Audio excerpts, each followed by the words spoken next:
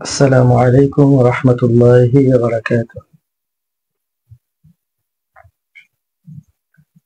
الحمد لله رب العالمين وعلى آله وأصحابه أجمعين.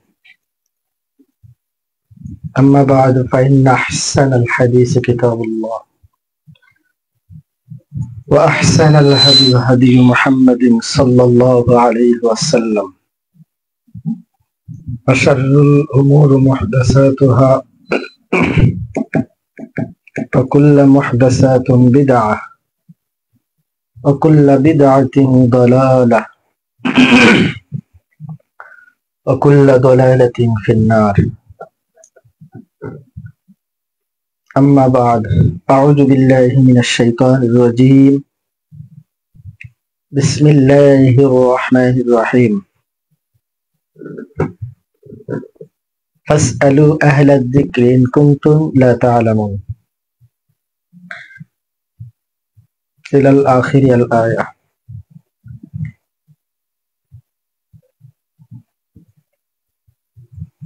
আলহামদুলিল্লাহ, সম্মানিত দিনী ভাই এবং বোনেরা,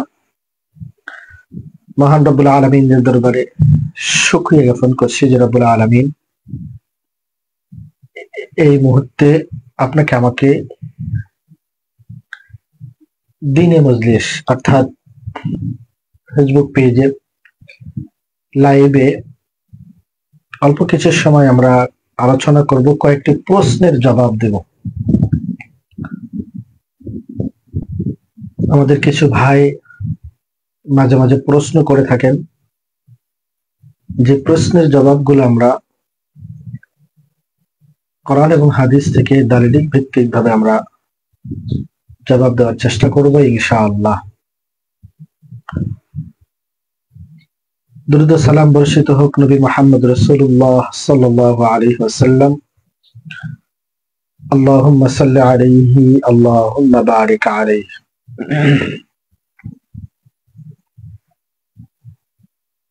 যেখান থেকে আমাদের সাথে যুক্ত আছেন, আমি সর্বপ্রথম সকল ভাইদেরকে দৃষ্টি আকর্ষণ করব, আমাদের ফেসবুক লাইভের সাউন্ডটা কেমন ক্লিয়ার আছে আপনারা আমাকে একটু দয়া করে জানাবেন ইনশাআল্লাহ কমেন্টসে, সাউন্ড ক্লিয়ার আছে কিনা। সম্মানিত উপস্থিতি দিনী ভাই এবং বোনেরা, আমরা প্রথমেই আমাদের এক ভাই প্রশ্ন করেছেন আকীদা বিষয়। আমি অধিকাংশ সময় বলে থাকি আকীদা অত্যন্ত গুরুত্বপূর্ণ একটি বিষয়, যেটা মুসলিম উম্মার দুনিয়া আখিরাত উভয় জগতের সাথে সম্পৃক্ত। যে বিষয়টা আমরা গুরুত্বপূর্ণ দিচ্ছি, খুবই গুরুত্ব সহকারে দেখতেছি, সেটা হলো আকীদা।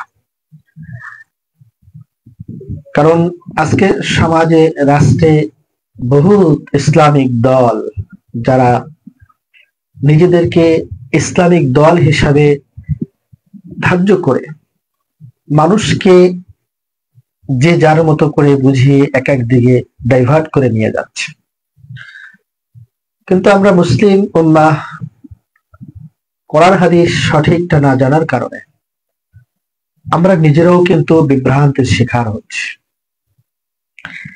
এই জন্য অনেক সময় আমরা আলেমদের উপরে মিথ্যা আরোপ করতে থাকি যে বহু আলেম এক একজন এক এক রকমের কথা বলে, কার কথা শুনবো কার কথা মানবো। এমনটা কিন্তু আমাদের বাংলার জমিনে অহরহ হচ্ছে, গ্রাম অঞ্চল বহু তেমনটা হয়। সম্মানিত উপস্থিতি দিনী ভাই এবং বোনেরা, সর্বোপরি তাদের উদ্দেশ্যে বলতে চাই, কিয়ামতের ময়দানে আল্লাহ সুবহানাহু ওয়া তাআলা আপনার আমার কাছে যেই বিষয়টা সর্বপ্রথম জিজ্ঞাসা করবেন, যে বিষয়টা নিয়ে আপনাকে আমাকে সব থেকে বেশি গুরুত্ব দিবেন, সেটা হলো ৫ ওয়াক্ত সালাতের উপরে। তাহলে এটার উপরে সুস্পষ্ট বোঝা যায় যে পাঁচ ওয়াক্ত সালাত আল্লাহ সুবহানাহু ওয়া তাআলা কতটুকু গুরুত্ব দিয়েছেন এবং কতটুকু গুরুত্ব সহকারে আপনাকে আমাকে বোঝাতে চেয়েছেন। আমরা যেখানে যে অবস্থায় যেখানে যেভাবেই থাকি না কেন, আমাদের সব থেকে বেশি গুরুত্বপূর্ণ বিষয় হলো আকীদার বিষয়। আপনার আমার সাথে পার্থক্য হবে আকীদার বিষয়। আকীদা এমন একটি বিষয়, সেই বিষয়ের উপরে লক্ষ্য করে আমরা কোরআন এবং হাদিস থেকে আমরা গুরুত্ব সহকারে কিছু প্রশ্নের জবাব, যেগুলো আমাদের কিছু দিনে ভাইরা অনেক সময় এই প্রশ্নগুলা করে থাকেন, যেগুলোর জবাব দেওয়া হয় না। আজকে ঠিক কোরআন এবং হাদিস থেকে দালিলিক ভিত্তিক সেই প্রশ্নের জবাব ইনশাআল্লাহ আমি চেষ্টা করব আপনাদের সামনে তুলে ধরার জন্য। সর্বোপরি প্রথম কথা হলো, আমাদের এক ভাই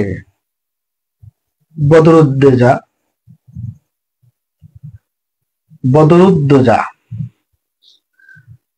অনেক দূরের থেকে আমার এক ভাই প্রশ্ন করেছেন।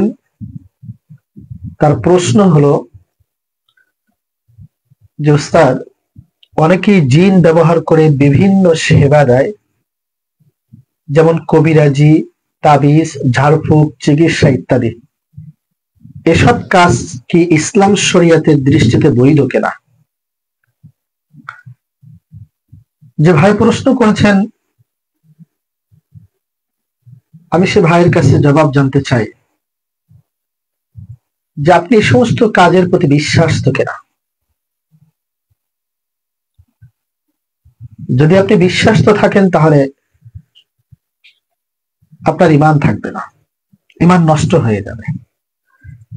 আর যদি আপনি জানার উদ্দেশ্যে যদি প্রশ্ন করে থাকেন, এগুলো যদি বিশ্বাস না করে থাকেন, আল্লাহু আলাম, আল্লাহ তাআলা আপনাকে হেফাজত করুক।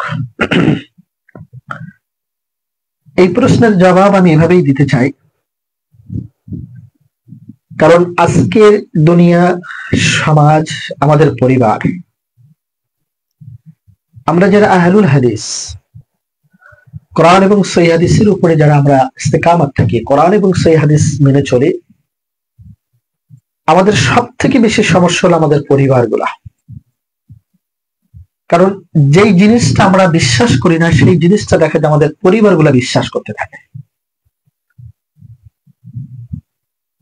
আমাদের পরিবারে যারা থাকে তারা এই সমস্ত কাজগুলো নিয়ে বেশি বেশি বাড়াবাড়ি করে, যার কারণে অনেক সময় পরিবারের ভিতরে অশান্তি সৃষ্টি হয়। যে কোনো কবিরাজ বলছে তোমার পরিবারের কোনো বৌমা অথবা কোনো সন্তানকে যে তোমার পরিবারের ব্যক্তিরা এমন কিছু কাজ করেছে যার জন্য তোমার ক্ষতি হয়েছে, সেটা কবিরাজের মাধ্যমে তোমাকে তাবিজ কবজ করছে বা অনেক কিছু খাওয়াইছে, মানে অনেক কথাবার্তা বলতে থাকে। এগুলো বিশ্বাস করে নিজেদের ভিতরে বিভ্রান্তি সৃষ্টি হয়, গ্যাঞ্জাম সৃষ্টি হয়, ফাসাদ সৃষ্টি হয়। কিন্তু আমরা কিন্তু এগুলা কোনোদিন আমাদের পরিবারদেরকে আমরা বোঝাতে পারি না, বাস পর্যন্ত কোনোদিন আমরা আমাদের পরিবারকে বোঝাতে পারি নাই, আমরা অক্ষম। যার কারণে আমাদের পরিবারগুলা ওই সমস্ত জিনিসের প্রতি বিশ্বাস্ত হয়ে আকীদা নষ্ট করে, ঈমানকে নষ্ট করে দুনিয়া এবং আখিরাতে নিজেদেরকে বিপদগ্রস্তের ভিতরে ফেলে দিচ্ছে। যে ভাই এ বিষয়টা প্রশ্ন করেছেন, উত্তর হলো এই, জিনের সাহায্য নেওয়া সম্পূর্ণ হারাম। আল্লাহ তাআলা বলেন, আর কতিপয় মানুষ কতক জিনদের নিকট আশ্রয় প্রার্থনা করত, ফলে তারা নিজেদের জিনদের অহংকার বাড়িয়ে দিত। সূরা জিন ৭২ নম্বর সূরার ৬ নম্বর আয়াত। জিনের সাহায্য নেওয়া হয় কুফরি অথবা শিরকি পন্থায়, যেমন জিনের পূজা, কুফরি শব্দ উল্লেখের মাধ্যমে তাবিজ করা, এগুলো দ্বারা ঈমান নষ্ট হয়ে যেতে পারে। এই জন্য জিনদের সাহায্যে কবিরাজি, তাবিজ বা চিকিৎসা করা যাবে না, তবে কোরআন হাদিস দ্বারা যারা ঝাড়ফুঁক করে চিকিৎসা নেয় সেটা জায়েজ। তাহলে প্রশ্নের জবাব, এটা কিন্তু আকীদার সাথে সম্পৃক্ত। জিনদের মাধ্যমে, জিন হাজির করে জিনদের মাধ্যমে যেগুলো করে সেগুলো হলো কুফরি কালাম, আল্লাহর সাথে শিরিক করা হয়, কুফরি করা হয়। অদৃশ্যকে এমন ভাবে আপনার সামনে উপস্থিত করে যেটাকে আপনাকে বিশ্বাস করতে বাধ্য করে, কিন্তু গায়েবের খবর একমাত্র আল্লাহ সুবহানাহু ওয়া তাআলা জানেন, আর কেউ পৃথিবীতে জানার ক্ষমতা নেই। সম্মানিত দিনী ভাই এবং বোনেরা, তাহলে জিনের মাধ্যমে যে সমস্ত কার্যক্রম করা হয় বা যারা নিচ্ছে এটা সম্পূর্ণ হারাম, এটা জায়েজ নয়। দলিল সহিহ বুখারী হাদিস নাম্বার 5736 নম্বর হাদিস, 5736 নম্বর হাদিস সহিহ বুখারীর সুস্পষ্ট নিষেধ রাসূল সাল্লাল্লাহু আলাইহি ওয়াসাল্লাম থেকে প্রমাণিত। জিনের মাধ্যমে কবিরাজি, ঝাড়ফুঁক, তাবিজ, কবজ এগুলো সম্পূর্ণ হারাম, এগুলো বৈধ নয়। কিন্তু কোরআন হাদিস থেকে আপনি যদি ঝাড়ফুঁক করেন সেটা আবার জায়েজ আছে। আশা করি আপনার প্রশ্নের উত্তর পেয়ে গেছেন। আল্লাহ তাআলা আমাদের সবাইকে বোঝার তৌফিক দান করুন, আল্লাহুম্মা আমিন। 2 নম্বর, আমাদের আরেক ভাই প্রশ্ন করেছেন সুদূর ঢাকা থেকে, ভাই মোহাম্মদ রাশিদুজ্জামান। তিনি প্রশ্ন করেছেন, ভাই আসসালামু আলাইকুম। ওয়ালাইকুম আসসালাম রাহমাতুল্লাহ। নবী সাল্লাল্লাহু আলাইহি ওয়াসাল্লামের সহধর্মিণী আয়েশা রাদিয়াল্লাহু তাআলা আনহা ও নবী সাল্লাল্লাহু আলাইহি ওয়াসাল্লামের মেয়ে ফাতেমা রাদিয়াল্লাহু তাআলা আনহা উভয়কে কি আম্মাজান বলে বলা যাবে কিনা? প্রশ্ন আমরা না জেনে না বুঝে অনেক সময় করে থাকি। এই যে প্রশ্নটা হয়তো আমাদের জানা নেই বিধায় আমরা করি, কারণ আমাদের সমাজে বহু আলেমরাও কিন্তু এই ভুল কাজটা করে থাকেন, বোঝার পরেও কিন্তু এই ভুল কাজটা করে। সেটা কেমন বলেন তো দেখি। অনেক সময় আম্মাজান আয়েশা রাদিয়াল্লাহু তাআলা আনহা, আবার উম্মাহাতুল মুমিনিন ফাতেমাতুজ জোহরা রাদিয়াল্লাহু তাআলা আনহা এভাবে বলতে থাকেন, কিন্তু এটা কিন্তু কোরআন হাদিস সম্মত নয়। কারণ আপনি একটা জিনিস ভাবেন, আপনার মা যিনি আপনার জন্মদাতা, জন্ম দিয়েছেন, সেই মা একই পেটের সন্তান বা আপনার সৎ মায়ের গর্ভে জন্ম নেওয়া আপনার বোন, আপনি কি কোনোদিন আপনার আম্মাকে যেভাবে আম্মা ডাকেন আপনার বোনকে ডাকতে পারবেন? এটা কোনোদিন সম্ভব নয়। এজন্য যেহেতু নবী সাল্লাল্লাহু আলাইহি সাল্লামের স্ত্রী আয়েশা রাদিয়াল্লাহু তাআলা আনহা এবং তার কন্যা ফাতেমা রাদিয়াল্লাহু তাআলা আনহা উভয়কে আম্মাজান বলা যাবে না। নবী সাল্লাল্লাহু আলাইহি সাল্লামের স্ত্রীগণ হলেন উম্মাহাতুল মুমিনিন বা মুমিনদের মাতা, কারণ আল্লাহ তাআলা বলেন নবী মুমিনদের কাছে তাদের নিজেদের চেয়ে ঘনিষ্ঠতর এবং তার স্ত্রীগণ তাদের মা। সূরা আল আহজাব 33 নম্বর সূরার 6 নম্বর আয়াত। তাই ফাতেমা রাদিয়াল্লাহু তাআলা আনহাকে মা ফাতেমা উম্মুল মুমিনিন বা আম্মাজান বলা যাবে না। যেহেতু আয়েশা রাদিয়াল্লাহু তাআলা আনহা তিনি হলো নবী সাল্লাল্লাহু আলাইহি সাল্লামের স্ত্রী পরিবার, আর ফাতেমাতুজ জোহরা রাদিয়াল্লাহু তাআলা আনহা উনি হলো খাদিজাতুল কুবরা রাদিয়াল্লাহু তাআলা আনহার সন্তান। তাহলে খাদিজা আর আয়েশা দুইজন নবী সাল্লাল্লাহু আলাইহি সাল্লামের স্ত্রী, তাদের সন্তানকে আপনি আম্মাজান বা মা বলে ডাকবেন, এটা ঠিক নয়, এটা জায়েজ নয়, এটা ভুল। আশা করি আপনার প্রশ্নের উত্তর পেয়ে গেছেন। আল্লাহ সুবহানাহু ওয়া তাআলা আমাদেরকে বোঝার তৌফিক দান করুক, আল্লাহুম্মা আমিন। আমাদের লাইভে যারা যুক্ত হচ্ছেন আমি সবাইকে একটু জিজ্ঞাসা করবো, আপনারা কমেন্টস করবেন আমাকে একটু, যে আমার সাউন্ডটা ক্লিয়ার আছে কিনা দয়া করে। আমাদের আরেকজন ভাই প্রশ্ন করেছেন টাঙ্গাইল থেকে, শুধু ভাই মোহাম্মদ শহীদুল ইসলাম। তিনি জানতে চেয়েছেন, একজন বক্তা বলেছেন উসমান ইবনে সালেহ নামক একজন রাসূল সাল্লাল্লাহু আলাইহি ওয়াসাল্লামের জিন সাহাবী ছিল, সেটা কতটুকু সত্য তিনি জানতে চেয়েছেন। সম্মানিত দিনী ভাই এবং বোনেরা, রাসূল সাল্লাল্লাহু আলাইহি ওয়াসাল্লামের জিন সাহাবী ছিলেন এমন কথাটা কোরআন এবং হাদিস থেকে কোনো প্রমাণিত পাওয়া যায় না। কোরআন ও হাদিসে জিন জাতির অস্তিত্ব এবং তাদের নবী সাল্লাল্লাহু আলাইহি ওয়াসাল্লামের প্রতি বিশ্বাস স্থাপন অনুসরণ হওয়ার কথা কিন্তু কোরআনে উল্লেখ আছে।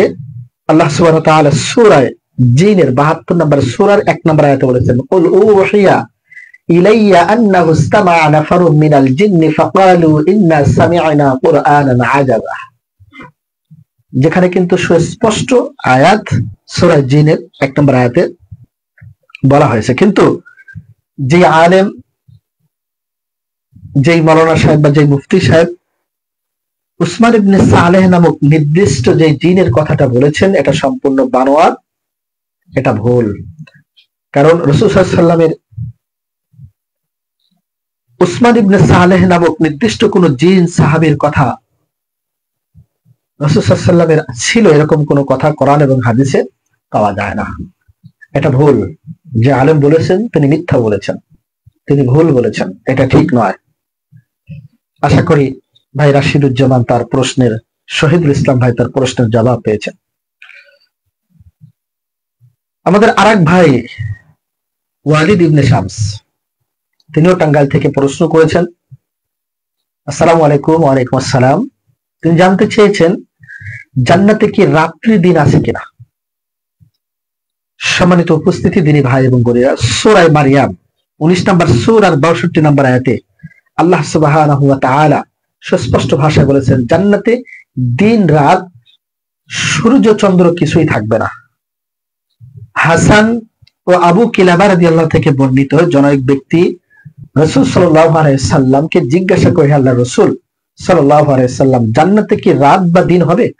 রাসূল সাল্লাল্লাহু আলাইহি সাল্লাম শেষ সময় বললেন, তোমার মধ্যে কে এই ধারণা, অর্থাৎ এই ধরনের প্রশ্ন উঠালো কে, মানে এই ধরনের প্রশ্ন তোমাকে কে করতে বলেছে যে জান্নাতের ভিতরে দিন হবে বা রাত হবে? সে বলে, আল্লাহ তাআলা যে বলেছেন, বললেন তোমাদের, আর সেখানে তাদের জন্য সকাল সন্ধ্যায় রিজিক থাকবে, আর রাত তো আসে সকাল ও সন্ধ্যার মাঝে। উত্তরে রাসূল সাল্লাল্লাহু আলাইহি ওয়াসাল্লাম বলেন, সেখানে কোনো রাত থাকবে না, থাকবে কেবল আলো আর আলো। তাফসীরে কুরতুবী 11 নম্বর খণ্ডের 127 নম্বর পৃষ্ঠা আপনি এখানে দেখতে পারেন। আপনি সুস্পষ্ট এখানে পেয়ে যাবেন সূরা মারিয়ামের 62 নম্বর আয়াতের তাফসীরে। তাহলে এই সম্পর্কে যদি কেউ প্রশ্ন করে জান্নাতে দিন বা রাত নেই, তাহলে এখানে সকাল ও সন্ধ্যা বলার অর্থ কি? উত্তর হচ্ছে, এখানে সকাল ও সন্ধ্যা বলা হয়েছে সময়ের পরিমাপ বোঝাতে, অর্থাৎ পৃথিবীর বেলা ও সন্ধ্যার পরিমাণ অনুযায়ী নির্ধারিত সময় অনুযায়ী তাদের রিজিক প্রদান করা হবে। তাফসীরে সামায়নী 3 নম্বর খণ্ডের 303 নম্বর পৃষ্ঠা। তাহলে জান্নাতের ভিতরে রাত বা দিন এমন কোনো কিছুই মানুষ বুঝতে পারবে না। কারণ কি? কারণ জান্নাতের ভিতরে 24 ঘন্টা আলোই থাকবে, আলো আর আলো। যার কারণে এখানে আপনার অপশন নেই কোনো যে এখানে রাত হবে বা দিন হবে, এটা আপনি বুঝতে পারবেন না। জান্নাত আল্লাহ তাআলা খুব সুন্দর করে সাজিয়েছেন, আলোক সজ্জা করে রাখবেন, যেখানে নাজ নিয়ামত সবসময় ভরা থাকবে, মানুষ সবসময় সেখানে আনন্দ উৎফুল্ল অবস্থায় থাকতে থাকবে। যার কারণে জান্নাতের ভিতরে রাতও নেই, দিনও নেই, 24 ঘন্টা আলোর অবস্থায় থাকবে। আশা করি বুঝতে পেরেছেন। যে ভাই প্রশ্ন করেছে, আপনার প্রশ্ন উত্তরটা আপনি পেয়েছেন ইনশাআল্লাহ। আমাদের আরেক ভাই প্রশ্ন করেছেন, কারো যদি ঈমান ভেঙে যায়, তাহলে সে যদি তওবা করে নিজে নিজে ঈমান আনে, তাহলে কি তার ঈমান আনা আল্লাহর কাছে কবুল হবে, নাকি কোনো হুজুরের মাধ্যমে কালেমা পড়তে হবে? ভাই রনি কিশোরগঞ্জ থেকে প্রশ্ন করেছেন। সম্মানিত উপস্থিতি, দিনী ভাই এবং বোনেরা, অমুসলিম ইসলাম গ্রহণ করলে কারোর মাধ্যমে কালেমা পড়বে, তবে কোন ব্যক্তি যদি পাপের কারণে ঈমান ভেঙে গেছে মনে করে, তাহলে নিজে নিজে তওবা করে কালেমা পড়ে পুনরায় ইসলাম গ্রহণ করলে তা আল্লাহর কাছে কবুল হবে। হুজুর বা আলেমের সামনে পড়া আবশ্যক নয়, কেননা ঈমান আনায়নের জন্য কারোর সামনে কালেমা পড়া বা সাক্ষী রাখা আবশ্যক নয়। তাকে বলতে হবে, আশহাদু আল্লা ইলাহা ইল্লাল্লাহু ওয়া আশহাদু আন্না মুহাম্মাদান আবদুহু ওয়া রাসূলুহু। আপনি এতটুকু আপনি পড়ে তওবা করে আল্লাহ তাআলার কাছে ক্ষমা চেয়ে আপনি আবার ফিরে আসতে পারেন। কারণ আপনি ভুল করে ফেলেছেন, ভুল হয়ে গেছে, এজন্য আপনি সাথে সাথে আপনি নিজে নিজেই, যদি কোনো অমুসলিম, যে ব্যক্তি মুসলমান নয় অমুসলিম, এমন ব্যক্তি যদি মুসলমান হতে চায়, ইসলাম গ্রহণ করতে চায়, ইসলাম ধর্মে আসতে চায় নতুন করে, তাহলে সে কোনো আলেম বা কোনো মুহাদ্দিস, কোনো মুফতি, কোনো জ্ঞানী ব্যক্তির কাছ থেকে কালেমা পড়ে সে মুসলমান হয়ে যাবে।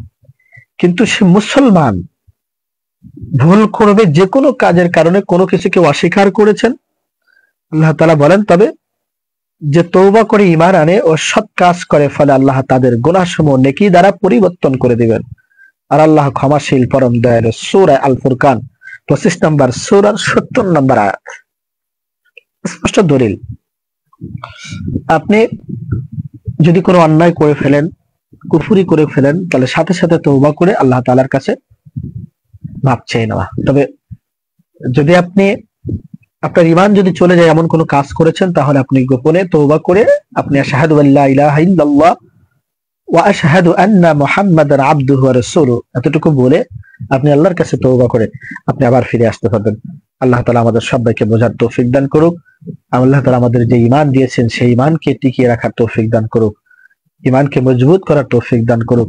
আল্লাহ তাআলা আমাদের জবান থেকে এমন কোনো কথা যেন বের না করে যে কথার দ্বারা আমাদের ঈমানের ত্রুটি হয়, আমাদের ঈমান নষ্ট হয়ে যায়, আমাদেরকে ক্ষতিগ্রস্তর ভিতরে পড়তে হয়। আমরা দুনিয়াতে হয়তো বুঝতে পারি না, না বুঝে অনেক কথা বলি, যে কথাটার কারণে আমার ঈমান চলে গেছে, যে কথার কারণে আমার ঈমান নষ্ট হয়ে গেছে, হয়তো বা কাল কিয়ামতের ময়দানে সে কথার দ্বারা আমাকে জবাব দিতে হবে আল্লাহ সুবহানাহু ওয়া তাআলার দরবারে। এজন্য আল্লাহ তাআলা আমাদের ঈমানকে টিকিয়ে রাখার তৌফিক দান করুক। আল্লাহুম্মা আমিন। আমাদের সমাজে আরেকটা প্রচারণ আছে, আমাদের আরেক ভাই, তিনি নাম প্রচারে অনিচ্ছুক প্রকাশ করেছেন, নাম বলতে নিষেধ করেছেন। তিনি একটা প্রশ্ন করেছেন, যেই প্রশ্নটা খুবই গুরুত্বপূর্ণ, আর এমন কথাটা আমাদের বাংলাদেশে বহুত আলেম, যারা বড় বড় আলেম, মাঠে ময়দানে নসিহাত করে বা সুর দিয়ে মানুষকে বয়ান করে বুঝায়, এমন আলেমদের জবান থেকে আমি নিজে কানে শুনেছি, তারা এই ঘটনা বলেছেন। যেমন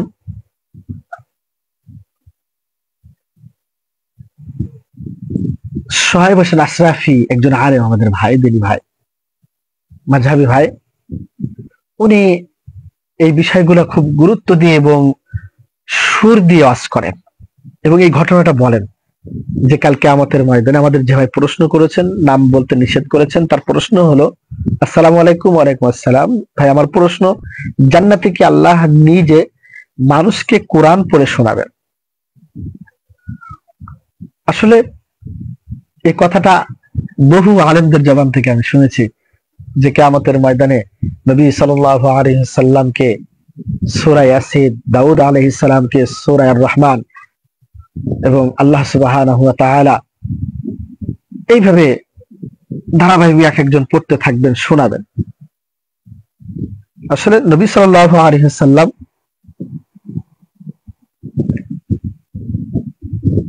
তেলাওয়াত করবেন কি শোনাবেন সেটা আল্লাহ রাসূল সাল্লাল্লাহু আলাইহি ওয়াসাল্লাম জানেন, কিন্তু আল্লাহ সুবহানাহু ওয়া তাআলা বান্দাদেরকে কোরআন তেলাওয়াত করে শোনাবেন, এমন কথাটা কোরআন হাদিসে সুস্পষ্ট কোনো দলিল পাওয়া যায় না।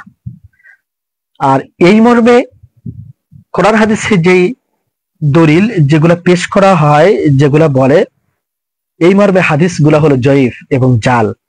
যেটা আপনি জয়ীফুল জামি এই কিতাবের হাদিস নাম্বার 9643 ও হাদিস নাম্বার 1834, এখানে আপনি পাবেন এই হাদিসটা, যে হাদিসগুলোকে জয়ীফ বলা হয়েছে, জাল বলা হয়েছে। তাহলে এই ধরনের গায়েবী বিষয় কোরআন ও সহিহ হাদিসের সুস্পষ্ট দলিল ছাড়া বিশ্বাস করা যাবে না। এটা গায়েবের ঘটনা, এটা কোরআন হাদিসের রাসূল সাল্লাল্লাহু আলাইহি ওয়াসাল্লাম বলেননি এবং আল্লাহ তাআলা নবী সাল্লাল্লাহু আলাইহি ওয়াসাল্লামকে কথাটা জানাননি। যেহেতু এটা গায়েবের কথা, এটা গায়েবের অদৃশ্যের কথা, কিয়ামতের ময়দানে জান্নাতের ভিতরে আল্লাহ সুবহানাহু ওয়া তাআলা বান্দাদের সাথে কেমন আচরণ করবেন, কেমন ব্যবহার করবেন, তাদেরকে কি শোনাবেন, তাদেরকে কি দেখাবেন, আল্লাহু আলাম, সেটা আল্লাহ তাআলার নিজের ব্যক্তিগত ব্যাপার। এইগুলা নিয়ে আমরা আলেমরা অনেক সময় বাড়াবাড়ি করে থাকি, যেটা কোরআন হাদিসের বিপরীত হয়ে যায়।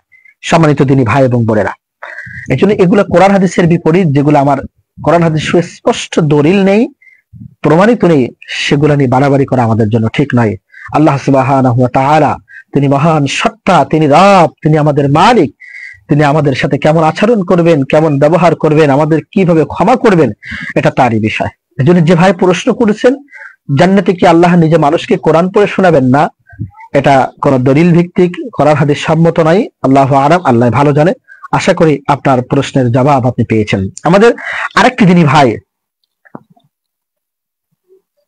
প্রশ্ন করেছেন, এটাও খুব গুরুত্বপূর্ণ প্রশ্ন, যেটা আকীদার সাথে সম্পৃক্ত।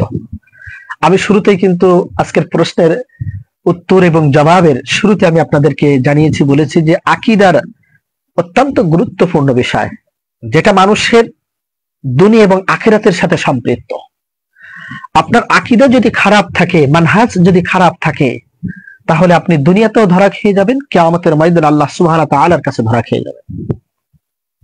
আমাদের অনেক ভাইরা অনেক সময় প্রশ্ন করেন আকীদা সম্পর্কে, আকীদা বিষয়টা কি। আসলে আকীদা বিষয়টা হলো এমন যে যেটা আপনার ঈমান আমলের সাথে এত বড় সম্পৃক্ত, যে জিনিসটা যদি আপনি যদি বিশ্বাস করেন তাহলে আপনার ঈমান নষ্ট হয়ে যাবে। আবার ওই কথার সাথে যদি আপনি যদি একমত থাকেন, তাহলে আল্লাহ সুবহানাহু ওয়া তাআলার সাথে শিরক করা হবে, কুফরি করা হবে। যেমন আমাদের মাযহাবী ভাইরা অধিকাংশ সময় বায়ান করতে গেলে, নসিহা করতে গেলে, মানুষদেরকে বোঝাতে গেলে অনেক সময় বলেন যে আল্লাহ সব জায়গায় বিরাজমান। এটা কিন্তু আকীদার বিষয়, কিন্তু আল্লাহ তাআলা তো নিজেই বলেছেন তিনি সব জায়গায় বিরাজমান নয়। আপনি যদি বলেন যে আল্লাহ তাআলা সব জায়গায় বিরাজমান, তাহলে আপনার কথা মতো হবে আল্লাহ পায়খানায়ও আছে, মা আস্তাগফিরুল্লাহ, মাআযাল্লাহ, আল্লাহ আপনি যেখানে বসে আছেন আপনার পাছার তলায় আল্লাহ আছে। কিন্তু এটা কি সম্ভব? এমন কথা কি কোন মুসলমান, কোন আলেম যার কোরআন এবং হাদিসের জ্ঞান আছে সুস্পষ্ট, সে কি এমন কথা বলতে পারে? মানুষ কথা বলার সময় তো একটু বুঝে শুনে বলতে হয়। যেখানে আল্লাহ সুবহানাহু ওয়া তাআলা সূরা তাহা এর ৫ নম্বর আয়াতের ভিতরে আল্লাহ তাআলা বলেছেন আর রহমান ওয়া আলাল আরশি ইস্তাওয়া। আর রহমান, রহমান হলো তিনি যিনি আরশ আজিমের উপরে সমান্বিত। তাহলে সাত আসমানের উপরে তিনি নিজেই বলতেছেন যে রব কোরআন পাঠিয়েছেন, যে রব আপনাকে আমাকে দুনিয়াতে পাঠিয়েছেন, যে মালিক আপনাকে আমাকে দুনিয়ার সাথে সম্পৃক্ত করে রেখেছেন, সেই মালিক তিনি কোথায় থাকবেন তিনি নিজেই জানিয়ে দিয়েছেন। আর রহমান ওয়া আলাল আরশি ইস্তাওয়া, রহমান তিনি দয়াময়, তিনি আরশ আজিমের উপরে সমান্বিত। আর আমাদের এই গাঁজাখোর আলেমরা বক্তব্য দিতে থেকে আল্লাহ সব জায়গায় বিরাজমান, এই এমনটা আকীদার সাথে সম্পৃক্ত। তারপরে ভাই ঠিকই এমনই প্রশ্ন করেছেন যে কোন কোন কাজ বা কথা মানুষকে কুফুরের মধ্যে নিয়ে যেতে পারে, উদাহরণ সহ জানতে চায়। খুব সুন্দর চমৎকার প্রশ্ন করেছেন ভাই কাউসার আহমেদ ময়মনসিং অনেক দূর থেকে প্রশ্ন করেছেন এবং উদাহরণ সহ জানতে চেয়েছেন। আমি আগে একটা কোরআন এবং হাদিসের দিকে আমি পরে যাচ্ছি, আমি আপনাকে কোরআন হাদিস থেকে দলিল দেব। আল্লাহ সুবহানাহু ওয়া তাআলা 9 নম্বর সূরা তাওবার 65 এবং 66 নম্বর আয়াতে আল্লাহ তাআলা সুস্পষ্ট ভাষায় বলেছেন কি কি কাজ করলে কুফর হয়। বিশ্বাস কথা ও কর্মের মাধ্যমে মানুষ কুফরি করতে পারে। 1 নাম্বার, ভালো করে যে ভাই প্রশ্ন করেছেন সুন্দর করে প্রশ্নের জবাবটা আপনি নিয়ে যান। এক, বিশ্বাস বা আকীদাগত কুফরি, যেমন আল্লাহ বা রাসূল সাল্লাল্লাহু আলাইহি ওয়াসাল্লামের উপরে বিশ্বাস না করা, পরকালে হিসাব নিকাশে বিশ্বাস না রাখা ইত্যাদি। আল্লাহ এবং আল্লাহর রাসূলের প্রতি আপনার যদি বিশ্বাস না থাকে, এমনকি যেটা আল্লাহ রাসূল সাল্লাল্লাহু আলাইহি ওয়াসাল্লাম বলেছেন আমানতু বিল্লাহি ওয়া মালাইকাতিহি ওয়া কুতুবিহি ওয়া রাসূলিহি ওয়াল ইয়াউমিল আখিরি ওয়াল কদরি খাইরিহি ওয়া শাররিহি মিনাল্লাহি তাআলা ওয়াল বা'সি বা'দাল মাউত। আমানতু বিল্লাহ, আল্লাহর উপর ঈমান এনেছি, ওয়া মালাইকাতিহি, তার ফেরেশতা মণ্ডলীর উপরে, ওয়া কুতুবিহি, তার কিতাবসমূহের উপরে, ওয়া রাসূলিহি, তার নবীগণের রাসূলগণের উপরে, ওয়াল ইয়াউমিল আখিরি ওয়াল কদরি খাইরিহি আখিরাতের উপরে, কিয়ামতের দিনের উপরে, মালিক ইয়াউমিদ্দিন, সেই বিচার দিনের মালিক ইয়াউমিদ, সেই দিনের উপরে, এবং আমার ভালো এবং মন্দ আল্লাহর থেকে ফয়সালা হয় এটার উপরে। এগুলো আকীদা। এই বিশ্বাস যদি আপনার না থাকে, এইগুলো যদি আপনার ভিতরে পড়বে, তাহলে আপনার ঈমান থাকবে না। তাহলে 1 নম্বর বিশ্বাস বা আকীদা কুফরি, যেমন উদাহরণ আল্লাহ বা রাসূল সাল্লাল্লাহু আলাইহি ওয়াসাল্লামের উপরে বিশ্বাস না করা, পরকালে হিসাব নিকাশ বিশ্বাস না রাখা ইত্যাদি। 2 নম্বর কথা, কথার মাধ্যমে কুফরি, যেমন আল্লাহ রাসূল সাল্লাল্লাহু আলাইহি ওয়াসাল্লাম কোরআন বা দ্বীনকে নিয়ে ঠাট্টা মশকরা বা দ্বীনের কোন হুকুম, দাড়ি, হিজাব বা ইসলামী পোশাক নিয়ে হাসি তামাশা করা।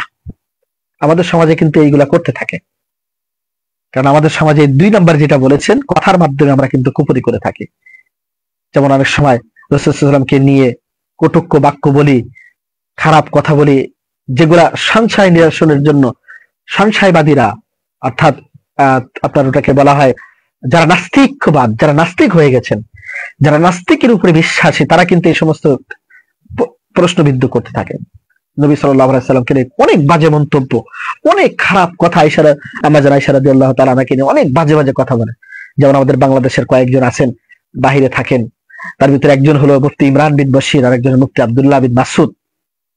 এনারা কিন্তু বাংলাদেশের বড় বড় মাদ্রাসা থেকে কিন্তু দাওরা হাদিস কমপ্লিট করেছেন, ফরিদাবাদ মাদ্রাসা থেকে। তাহলে এত বড় মাদ্রাসা থেকে দাওরা হাদিস কমপ্লিট করেও সে নাস্তিক হয়ে গেছে। তারা কিন্তু এই প্রশ্নগুলো তোলেন, নবী সাল্লাল্লাহু আলাইহি ওয়াসাল্লামের উপরে প্রশ্ন বিদ্ধ করেন, কটুক্য ভাষা কথা বলেন, গালিগালাজ করেন, আমাদের আয়েশা রাদিয়াল্লাহু তাআলাকে বাজে মন্তব্য করেন, কথার মাধ্যমে এগুলা করে। আর আমাদের সমাজে কিন্তু দাড়ি, টুপি, হিজাব, ইসলামিক পোশাক নিয়ে এগুলা নিয়ে মন্তব্য করে। যেরকম আমার কিছুদিন আগে একটা ভিডিওতে আপনারা দেখেছেন, আমাদের এক দিনী বোন, ধীরে ভাই প্রশ্ন করেছিলেন যে তার স্ত্রী তার দাড়িকে পছন্দ করে না। আমি কিন্তু সেখানে সুস্পষ্ট ভাষায় জবাব দিয়েছিলাম, কোরআন হাদিস থেকে দলিল দিয়েছিলাম যে কোন মেয়ে যদি এটা যদি বলে বা এটা যদি বলতে থাকে যে দাড়ি পছন্দ করি না তুমি, তাহলে সে মেয়েকে বিবাহ করা জায়েজ নয় নয় নয়, তাকে বিয়ে করা যাবে না। আল্লাহু আকবার। সে আমার নবীর সুন্নাহকে মানতে চায় না, রাসূলের সুন্নাহকে ইনকার করতে চায়, নবীর সুন্নাহর উপরে কথা বলতে চায়, নবীর সুন্নাহকে নিয়ে কটূক্তি করতে চায়। তো যেই নারী আমার নবীর সুন্নাহকে ভালোবাসতে চায় না, যেই নারী আমার নবীকে মহব্বত করতে পারে না, আমার নবীর সুন্নাহকে, আমার নবীর প্রিয় বস্তুকে যেই নারী পছন্দ করে না, আপনি মুসলমানের সন্তান হয়ে সেই নারীর সাথে সম্পর্ক রাখবেন, সেই নারীকে বিবাহ করবেন, আপনি কেমন মুসলমানের সন্তান হতে পারেন? প্রশ্ন আমার আপনার কাছে, কেমন হতে পারে? এই জন্য এগুলো হলো আকীদার সাথে সম্পৃক্ত, এগুলো হলো আল্লাহর সাথে কুফরি করা হয়, নবী সাল্লাল্লাহু আলাইহি সাল্লামের সাথে কুফরি করা হয়, গাদ্দারি করা হয়। এই জন্য এই সমস্ত কথাবার্তা যদি আপনার জবান থেকে যদি বের হয়ে যায়, তাহলে আপনি কুফরের মধ্যে পতিত হবেন। এই জন্য রাসূল কারীম সাল্লাল্লাহু আলাইহি সাল্লাম বলেন, ইন্নাস সাগীরাতা তাজুরু ইলাল কাবীরা ওয়া ইন্নাল কাবীরাতা তাজুরু ইলাল কুফর। ইন্নাস সাগীরা, নিশ্চয় মানুষ ছোট্ট ছোট্ট গুনাহ করতে করতে যখন এই ছোট গুনার দিকে যখন ভ্রুক্ষেপ করে না, ছোট গুনাহটা যে করতে সেইটার দিকে যখন সে আগ্রহ পোষণ করে না, যে আমার ছোট্ট একটা গুনাহ হয়ে গেছে আমি সামনে আর করবো না, এই মনের ভিতরে যখন না হয়, তখন সে ছোট গুনাহ করতে করতে বড় গুনার দিকে, ইন্না সাগীরাতা তাজুরু ইলাল কাবীরা, তখন সে ছোট গুনাহ করতে করতে কাবিরা গুনার দিকে লিপ্ত হয়ে যায়। ইন্নাল কাবীরাতা তাজুরু ইলাল কুফর। এবং যখন কাবিরা গুনার দিকে যখন সম্পৃক্ত হয়, কাবিরা গুনাহ করতে করতে আস্তে আস্তে সে বড় গুনাহ, অর্থাৎ আল্লাহর সাথে কুফরি করে বসে। সম্মানিত দিনী ভাই এবং বোনেরা, যে ভাই প্রশ্ন করেছেন যে কি কি কারণে মানুষ কুফরতা অবলম্বন করে, শিরিক করে, কথার মাধ্যমে, কাজের মাধ্যমে, ব্যবহারের মাধ্যমে করতে থাকে, আমি ছোট্ট একটা উদাহরণ দিয়ে আমি আপনার প্রশ্নের জবাব শেষ করতেছি। সূরা তাওবা 9 নম্বর সূরার 65 এবং 66 নম্বর আয়াতে আল্লাহ তাআলা বলেন, কর্মের মাধ্যমে কুফরি, যেমন পীর সাহেবকে বা মাজারে সিজদা করা, কোরআন অবমাননা করা, রাসূল সাল্লাল্লাহু আলাইহি ওয়াসাল্লামের ব্যঙ্গচিত্র আঁকা ইত্যাদি সমস্ত কাজ করা। তাহলে আপনি 1 নম্বর বিশ্বাস ও আকীদা কুফরি, যেমন আল্লাহ এবং রাসূলের উপরে বিশ্বাস করলেন না, পরকালের উপরে বিশ্বাস করলেন না, এটা হলো 1 নম্বর। 2 নম্বর কুফরি করতেছেন কথার মাধ্যমে, যেমন আল্লাহ এবং রাসূলের প্রতি ঠাট্টা বিদ্রূপ, দাড়ি টুপি নিয়ে, হিজাব নিয়ে, ইসলাম নিয়ে বিদ্রূপ পোষণ করেন, মন্তব্য করেন, এটা কথার মাধ্যমে। আর 3 নম্বর আপনি কর্মের মাধ্যমে কুফরি করতেছেন আল্লাহ তাআলার সাথে। কর্মের মাধ্যমে কি? মাজারে যে সিজদা করেন, মাজারে যে মান্নত করেন, বাবা হুজুরের কাছে, পীর সাহেবের কাছে, সেখানে যে এসব কাজ করেন। আর কি করেন? কোরআনকে অবমাননা করেন, রাসূল সাল্লাল্লাহু আলাইহি ওয়াসাল্লামের ব্যঙ্গচিত্র আঁকা ইত্যাদি। আসলে আমাদের বহু এমন মানুষ ধরা খেয়েছেন, রাসূল সাল্লাল্লাহু ব্যঙ্গচিত্রকে আঁকিয়ে মানুষের সামনে রাসূল সাল্লাল্লাহু আলাইহি ওয়াসাল্লামকে খাটো করা, নবী সাল্লাল্লাহু আলাইহি ওয়াসাল্লামকে অপমান করা বহুত করেছেন। আমরা আলেমরা বহু প্রতিবাদ করেছি। এই সমস্ত কাজগুলো যদি আপনি করেন তাহলে কুফরি হয়ে যায়, শিরিক হয়ে যায়। আমি ছোট্ট একটা উদাহরণ দিলে আপনারা ভালো বুঝতে পারবেন। যে ভাই প্রশ্ন করেছেন, আপনার প্রশ্নের জবাব আপনি সুন্দর করে নিয়ে যান। যেমন আমরা ফোনে কথা বলি, যখন আমরা মোবাইলে কথা বলি, আসসালামু আলাইকুম, ওয়ালাইকুম আসসালাম, কেমন আছেন? আলহামদুলিল্লাহ ভালো আছি, সুস্থ আছি, এমনটা বলেন। কিন্তু যখন ফোনটা রাখতেছেন, আপনার ফোনের অপোজিট সাইডে যে ব্যক্তি আছেন, যিনি আপনার সাথে কথা বলতেছেন, ভালো মন্দ আপনার বোন হতে পারে, মা হতে পারে, ভাই হতে পারে, আপনার আত্মীয় স্বজন যে কোনো একজন হতে পারে, বা আপনার পরিচিত যে কোনো একজন ব্যক্তি হতে পারে। তাহলে আপনি ওই ব্যক্তিকে যখন কথা বলতেছেন, কথার মাধ্যমে তখন শেষ কথা যখন রাখতেছে, তখন আপনি বলতেছেন ঠিক আছে তুমি ভালো থেকো। এই যে জবানের দ্বারা আপনি কিভাবে শিরিক করতেছেন, আমি আপনাকে এটা বোঝাতে চাচ্ছি। আপনার প্রশ্নের জবাব দিয়ে দিচ্ছি, সংক্ষেপে আপনি প্রশ্নের জবাবটা নিয়ে যান। তাহলে যখন আপনি বলেছেন যে তুমি ভালো থাকো বা তুমি ভালো থাকো, তাহলে আপনি এখানে প্রশ্ন আপনার কাছে আমার, যে ভালো রাখার মালিক কে? ভালো রাখার মালিক তো আল্লাহ সুবহানাহু ওয়া তাআলা। ভালো মন্দ সবকিছু রাখার মালিক আল্লাহ। তো যখন আপনি বলতেছেন যে তুমি ভালো থেকো, তখন আল্লাহর দায়িত্ব আপনি নিয়ে নিছেন।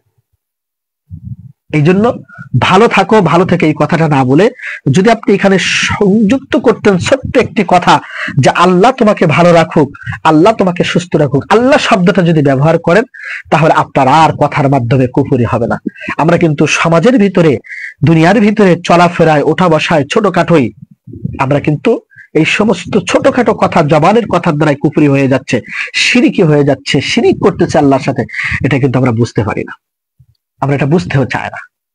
এজন্য আমরা চেষ্টা করি এই সমস্ত কথাগুলা জেনে বুঝে আমরা কথাগুলা বলি, জেনে বুঝে আমরা এমন কিছু কাজ করার চেষ্টা করি যে কাজের দ্বারা যেন আমার কুফরি না হয়, আল্লাহ তাআলার সাথে যেন শিরিক করা না হয়ে যায়, আল্লাহ তাআলার সাথে যেন আল্লাহর দায়িত্ব যেন আমি নিয়ে নিই, আর একজন যেন না নিয়ে নেয়, এমন কাজটা যেন আপনার আমার দ্বারা, কথা, কাজ, কর্মের দ্বারা যেন না হয়ে যায়।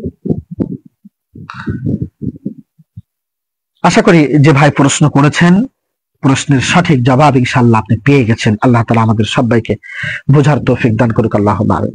আমাদের আরেক ভাই, আমার এক ছাত্র ইউসুফ, তিনি প্রশ্ন করেছেন লাইভে যে হুজুর, আমরা চোখের জিনা থেকে বাঁচার উপায় কি? চোখের জিনা থেকে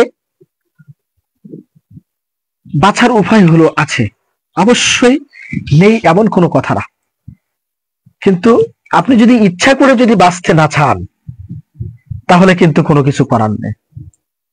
কারণ আমরা কিন্তু ইচ্ছা করে কিন্তু অনেকে বাঁচতে চাই না। এই জন্য চোখের জিনা থেকে বাঁচার জন্য আল্লাহ সুবহানাহু ওয়া তাআলা সূরা আহজাবে সুস্পষ্ট ভাষায় বলেছেন, কুল্লিল মুমিনিনা ইয়াকুদুনা মিন আবসারিহিম। হে নবী,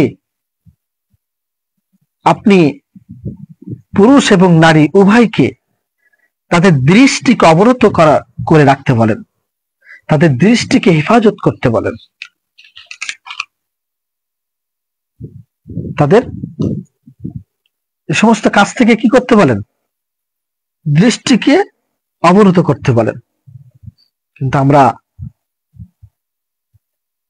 চোখের জিনা থেকে আমরা বাঁচতে পারি না, কারণ হলো আমরা চোখ আমাদের ধাঁধারো করে দেয় সুন্দরী নারীর দিকে তাকালে, সুন্দরী মেয়ের দিকে তাকালে। তা বুঝতে পেরেছেন? এজন্য আল্লাহ তাআলা আপনার দৃষ্টিকেও হেফাজত করতে বলেছেন। যত সম্ভব আপনি যদি, আমরা যদি দৃষ্টি অবনত করে চলি, তো ইনশাআল্লাহ আশা করি আমাদের কোনোদিন জেনা হবে না। ভারতবর্ষে একজন বিখ্যাত আলেম ছিলেন, যিনি সবসময় রুমাল দিয়ে, ঘোমটা দিয়ে থাকতেন। কারণ কি? দুনিয়াতে কোনো নারীর দিকে তাকাবেন।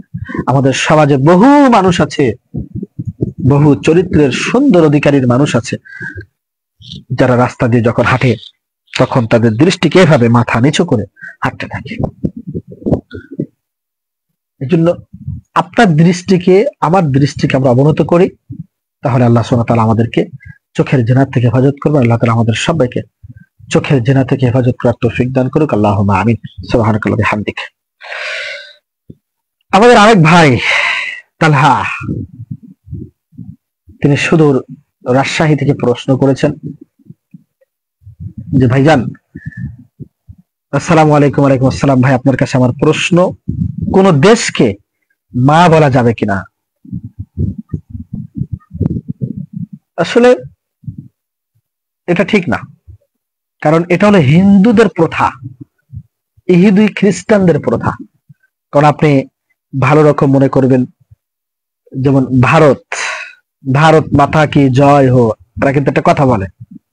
ভারতের হিন্দুত্ববাদীরা তাদের পার্লামেন্ট হোক, তারা যে কোনো অনুষ্ঠান হোক, তখন এই কথাটা বলে, ভারত মাতা কি জয় হোক। তার মানে ভারতকে তারা মা বলে সম্বোধন করে। এটা হিন্দুত্ববাদীদের কালচার, ব্রাহ্মণ্যবাদীদের কালচার, এটা কোনো মুসলিমদের কালচার নয়। আর এটা করাও ঠিক না। দলিল সূরা মুজাদালা ৫৮ নম্বর সূরার ২ নম্বর আয়াতে আল্লাহ সুবহানাহু ওয়া তাআলা বলেছেন, দেশকে মা হিসেবে সম্বোধন করা হিন্দুদের সংস্কৃতি, হিন্দু ধর্মের। ভারত মাতা একটি দেবী বা মূর্তি স্বরূপ, ভারতের একটি দেবী বা মূর্তি রূপে পূজা করা হয়, যা সুস্পষ্ট শিরক, তাই কোনো মুসলিম এগুলো বলতে পারে না। আর দেশকে মা সম্বোধন করার কোনো যুক্তি বা কারণ নেই।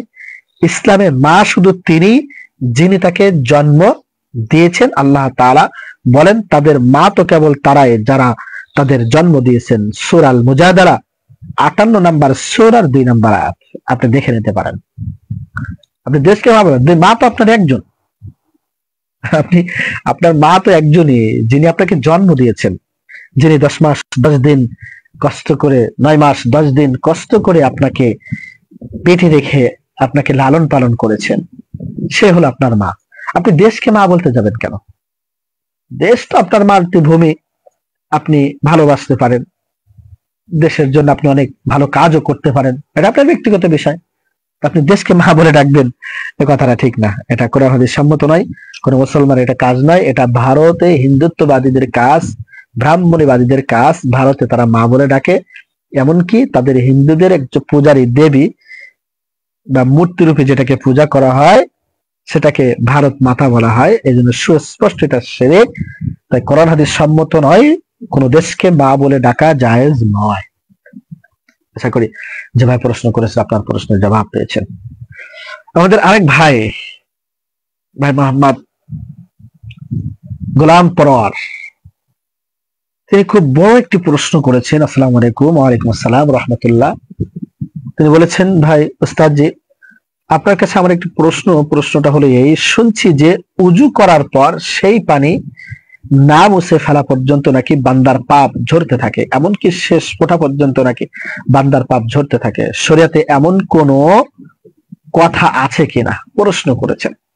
অর্থাৎ উজু করার পরে আমরা অনেকে কিন্তু উজুর পানি কিন্তু মুছি না, না মুছে ওই পানিটা আমরা ওইভাবে রেখে দেই। অর্থাৎ যতক্ষণ পর্যন্ত ওই পানিটা ঝরবে ততক্ষণ পর্যন্ত তার গুনাহ ঝরতে থাকবে, এমন প্রশ্নটা করে থাকেন। এটা ঠিক কিনা? ভাই গোলাম পরোয়ার, আপনার প্রশ্নের উত্তর হলো এই, না, উজুর পর শরীরে লেগে থাকা পানি না মোছা পর্যন্ত পাপ ঝরতে থাকার ধারণাটি সঠিক নয়।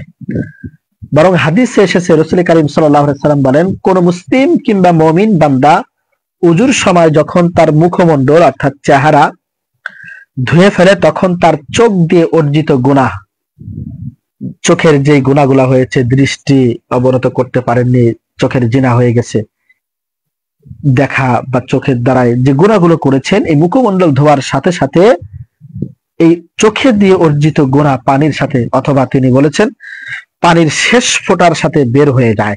এবং যখন সে দুটি হাত ধৌত করে, তখন দুটি হাত যখন ধৌত করে, দুই হাতের স্পর্শের মাধ্যমে সব গুনাহ পানির সাথে অথবা পানির শেষ ফোঁটার সাথে ঝরে যায়। অতঃপর যখন সে পা দুটি ধৌত করে, তখন তার দুই পা দিয়ে হাঁটার মাধ্যমে অর্জিত সব গুনাহ পানির সাথে অথবা পানির শেষ ফোঁটার সাথে ঝরে যায়, এমনকি সে যাবতীয় গুনাহ থেকে মুক্ত পরিষ্কার পরিচ্ছন্ন হয়ে যায়। হাদিস সহিহ মুসলিম, হাদিস নাম্বার 244। এই জন্য উজুর শেষে পানি মুছে ফেলা বা না ফেলা মুমিনের ব্যক্তিগত ব্যাপার, এটা নিয়ে কোনো বাড়াবাড়ির কোনো কিছু নেই। তবে আপনি যখন উজু করতেছেন তখন আপনার যে অঙ্গগুলা ধরছেন ওই অঙ্গের দ্বারা যে গুনাহ হয়ে যাচ্ছে সাগীরা গুনাহ, আবার মনে করিয়েন না শিরিক করেছেন, কবিরা গুনাহ করেছেন, উজুর পানির সাথে মাফ হয়ে যাবে না। ছোট গুনাহ যেগুলাকে বলা হয়, থানবী রাহমাতুল্লাহ আলাইহি নিজেই বলছেন ছোট্ট ছোট্ট গুনাহগুলা উজুর পানির দ্বারা ধৌত হয়ে যায়, ঝরে যায়। তাহলে নবী সাল্লাল্লাহু আলাইহি সাল্লাম সহিহ মুসলিমের 244 নম্বর হাদিসে ওই একই কথা বলছেন।